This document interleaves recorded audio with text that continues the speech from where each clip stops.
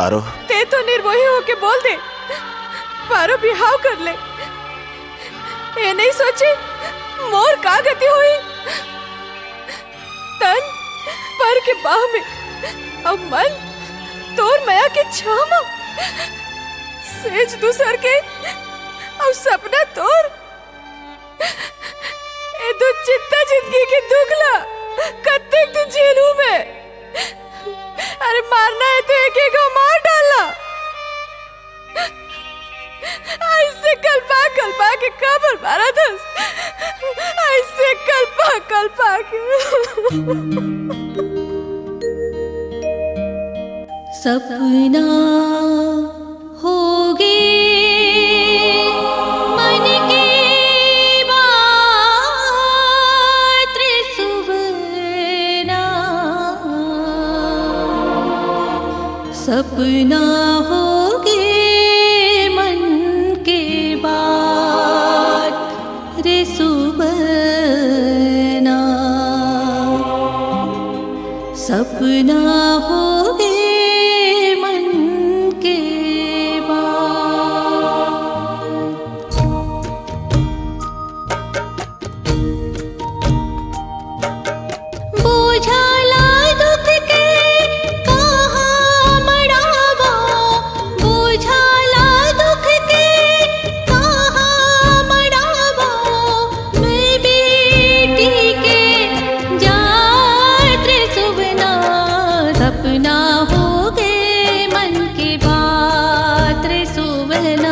सपना हो गए मन के बात।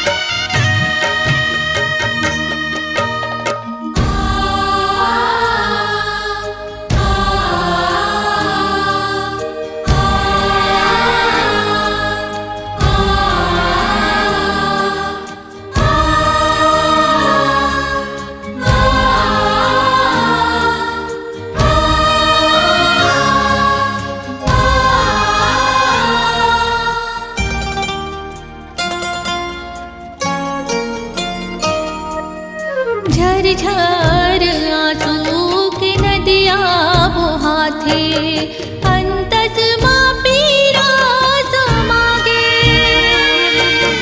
दाई ददा के कलपथ इंदिरी जिंदगी माँ घोना मागे,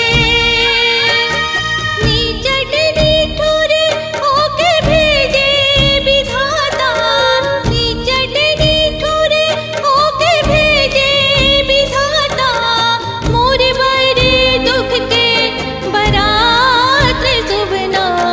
सपना हो गए मन के बात सुवना, सपना